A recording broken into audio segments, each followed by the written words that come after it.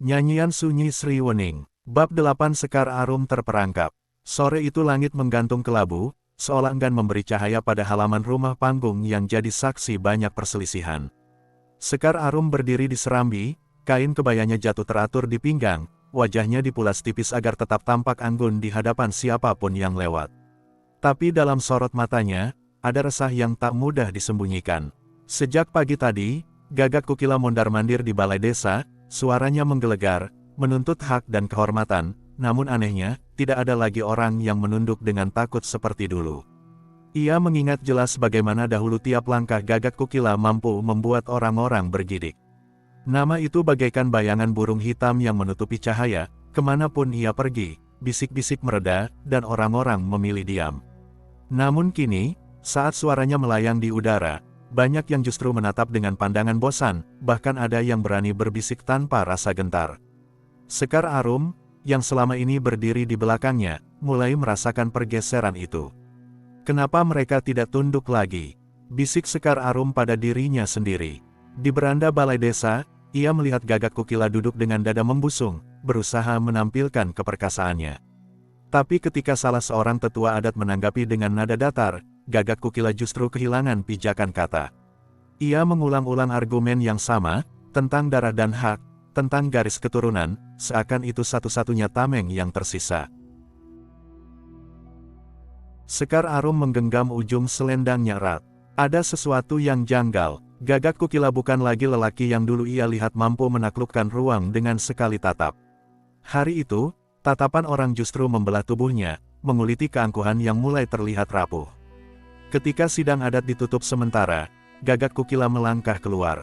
Kakinya menjejak tanah dengan suara keras, tapi di mata Sekar Arum langkah itu tidak lagi perkasa. Ada goyah yang berusaha disembunyikan, ada amarah yang lebih menyerupai kegelisahan. Orang-orang yang tadinya menghindari jalannya kini berani menatap, bahkan beberapa hanya menyingkir seadanya tanpa memberi hormat. Sekar Arum menunduk, pura-pura sibuk merapikan kainnya, tapi hatinya berdenyut cepat.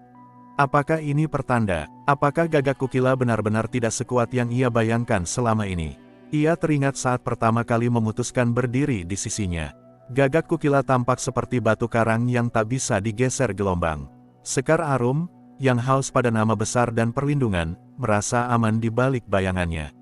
Namun kini bayangan itu mulai menipis, menyisakan sosok lelaki yang kerap kehilangan kata, ditertawakan dalam diam, bahkan dipandang dengan kasihan.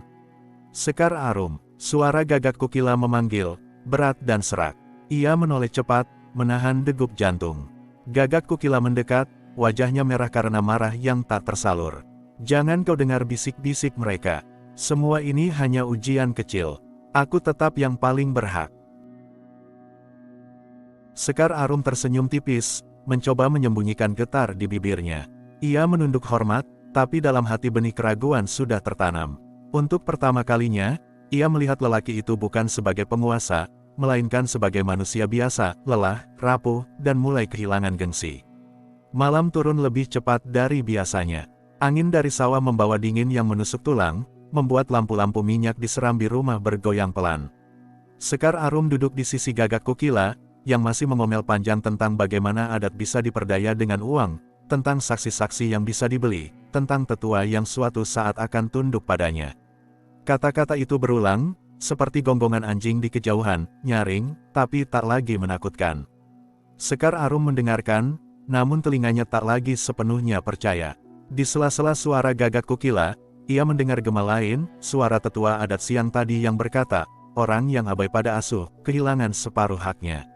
Kalimat itu menempel di benaknya, seperti bisikan yang tak mau pergi. Ia tahu, orang-orang mulai menimbang dengan mata jernih, tak lagi semata takut pada nama besar Gagak Kukila. Ia melirik wajah lelaki itu di bawah cahaya lampu. Urat di pelipisnya menonjol, matanya merah karena amarah yang tak menemukan sasaran. Dulu, wajah itu ia lihat sebagai lambang keberanian. Kini, yang tampak hanya kesal yang nyaris putus asa. Apakah benar ia masih sanggup melindungiku?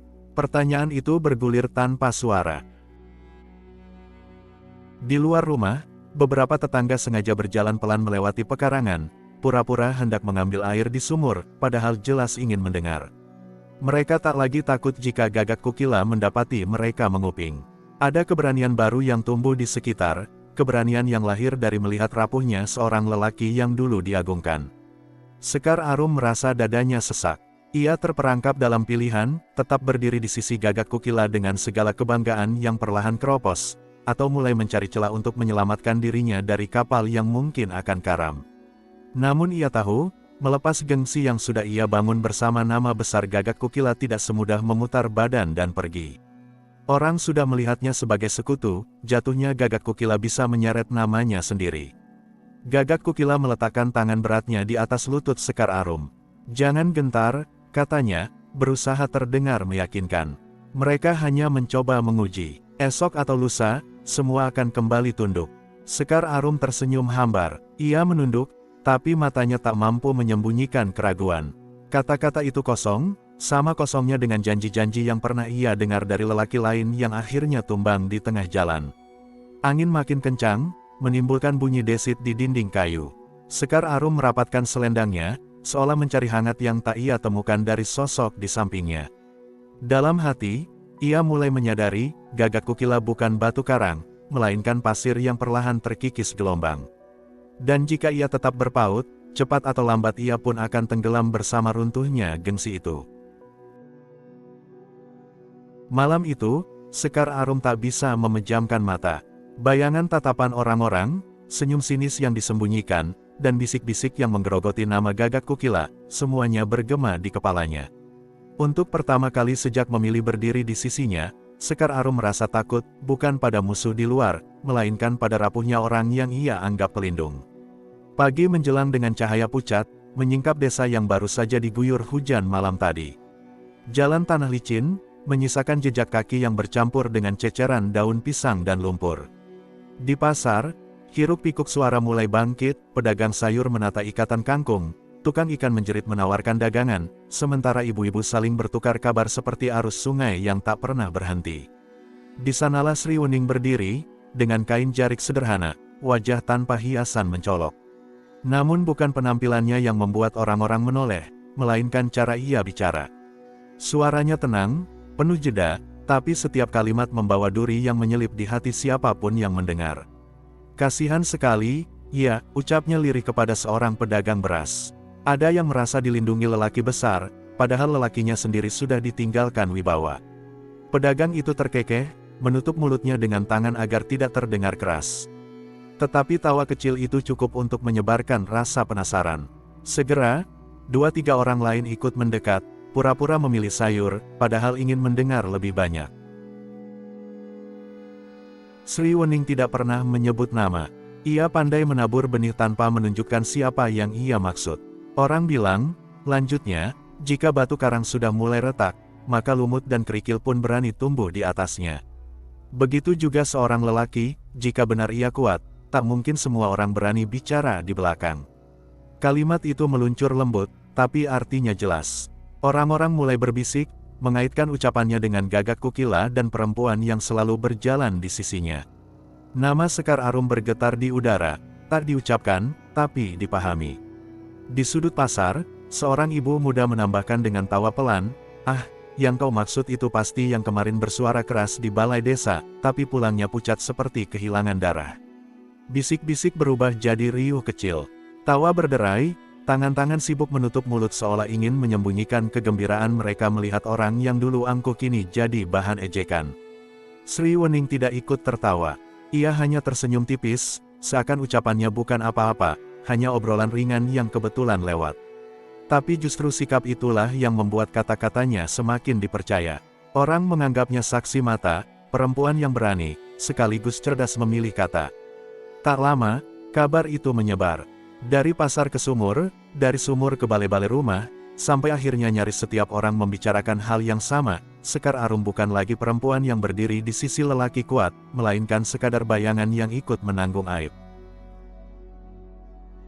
Sementara itu, Sekar Arum sendiri belum tahu bahwa namanya tengah berputar dalam lingkar gosip. Ia masih duduk di serambi rumah Gagak Kukila, memandangi jalan lengang, berusaha menenangkan keresahan yang sejak malam membayanginya. Tapi di balik pagar bambu, beberapa anak muda sudah berbisik-bisik, meliriknya dengan senyum penuh arti. Siang itu, langit biru tanpa awan, namun hati Sekar Arum terasa digelayuti mendung. Ia berjalan menuju sumur di belakang rumah, membawa kendi tanah liat untuk mengambil air.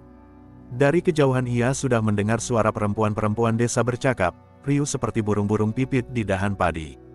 Begitu Sekar Arum mendekat, obrolan itu mendadak mereda. Hanya suara tali timba yang berdecit pelan saat ditarik naik. Tapi tatapan mata mereka berbicara lebih banyak dari kata-kata, sebagian memandang dengan iba, sebagian dengan senyum yang ditahan, sebagian lagi dengan sinis yang tak bersembunyi. Sekar Arum menunduk, pura-pura tak peduli. Namun telinganya tetap menangkap sisa-sisa bisik yang sengaja dibiarkan terdengar. Katanya lelaki itu sudah kehilangan suara di balai desa. Hanya mengulang-ulang kata darah, darah, padahal orang sudah bosan. Ah, betul, apa gunanya darah kalau tak ada kasih? Orang bilang, Sri Wening lebih kuat karena bicara dengan tenang. Tawa kecil menyusul, membuat Sekar Arum meremas gagang kendi hingga hampir tergelincir. Pipinya panas, meski ia berusaha tetap menjaga wajah teduh. Selesai mengambil air, ia bergegas pergi. Namun di sepanjang jalan pulang, langkahnya terasa berat. Anak-anak kecil yang sedang bermain di tepian jalan berlari sambil bersorak, darah, darah, darah. Menirukan kata-kata Gagak Kukila, mereka tertawa riang, tanpa sadar bahwa ejekan polos itu menorehkan luka dalam di hati seorang perempuan. Sekar Arum menahan air mata. Ia tahu, ini bukan sekadar kebetulan. Ada tangan yang menyalakan api gosip, menyebarkan bara di setiap sudut desa. Dan siapa lagi jika bukan Sri Wening, perempuan yang wajahnya tampak tenang, tapi lidahnya tajam dan licin seperti bilah keris. Di serambi rumah, Gagak Kukila masih duduk dengan wajah muram. Sekar Arum ingin bercerita, ingin meluapkan perih yang dirasakannya, tapi ketika melihat lelaki itu hanya bisa mengomel tentang adat dan warisan, ia urung bicara. Untuk apa? Ia tahu, Gagak Kukila terlalu sibuk dengan gengsinya sendiri, tak peka pada ejekan yang kini menggerogoti keduanya. Malam datang, membawa keheningan yang aneh. Sekar Arum duduk sendirian, memandang lampu minyak yang bergoyang di terpa angin. Di telinganya, suara-suara pasar, tawa di sumur, dan teriakan anak-anak masih bergema. Ia sadar, Sri Wening tidak menyerang dengan tangan atau senjata, melainkan dengan sesuatu yang lebih mematikan, gosip. Dan gosip itu kini menjelma belenggu yang menjerat lehernya sendiri. Sekar Arum menggigit bibir. Untuk pertama kali, ia merasa benar-benar terperangkap bukan oleh kekuatan musuh, melainkan oleh rapuhnya sekutu yang ia pilih, dan oleh lidah tajam seorang perempuan yang tahu cara menjatuhkan tanpa perlu mengangkat tangan.